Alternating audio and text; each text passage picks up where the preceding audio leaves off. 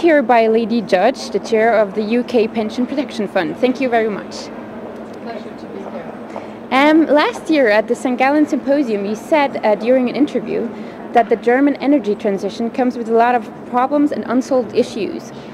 Have you noticed any improvements in the German policy making regarding the energy transition? I think the Germans have put themselves in a very difficult position. Indeed, I think it's getting worse, not better. What's happening in Germany is, first of all, they're burning American coal, cheap, dirty American coal. Second of all, they're buying nuclear energy from France, all those little power plants on the French-German border. Third of all, they're very dependent on Russia for gas, and we know what's happening with Russian gas. So emissions are going up, price of energy is going up, and people are paying more. The other interesting thing is that the Poles and the Hungarians are thinking about building nuclear power plants in order to service the German market. How can that be a good thing? That makes a lot of sense. Maybe attaching to that, regarding the current crisis in Ukraine, do you think that European leaders are making a wise or even feasible decision when thinking about ways to become more energy independent of Russia? It's very difficult, the situation with Russia and the gas. About a third of European gas comes from Russia.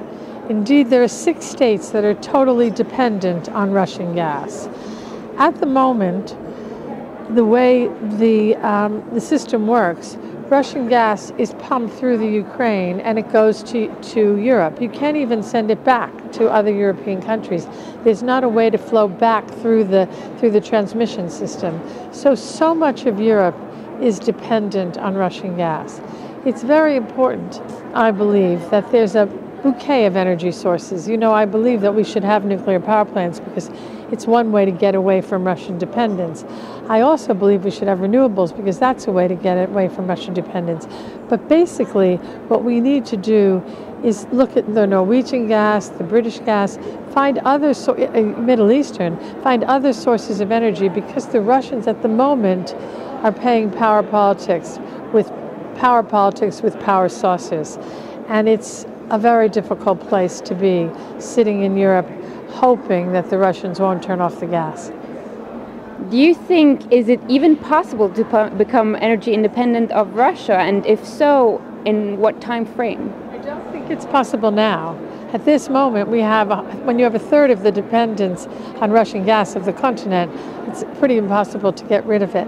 I think what people have to do is to start thinking about the future so that they won't be in this bind for a long period of time. And they really have to start thinking about how to deal with the Russians in a way to have pipelines that go through the south or that go through other countries, so that we can look at the gas that's in Azerbaijan, in Kazakhstan. There are other places that have gas. It's just a question of transmitting it, perhaps through Turkey.